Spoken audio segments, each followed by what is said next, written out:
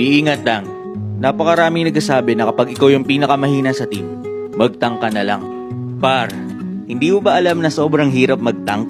Tapos sasabihin pa ng iba na pabuhat lang daw ang mga tank.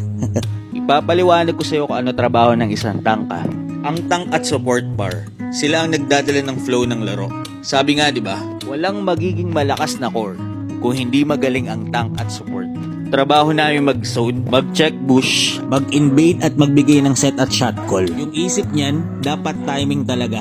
Kasi kapag pumasok siya, alam niya na mayroong follow-up sa mga set niya. Ang mindset ng mga tangkay, sinisip namin kung paano hindi mababaog, mapoprotektahan at makakapagbigay ng magandang pick-off para lumakas ang kakampi namin.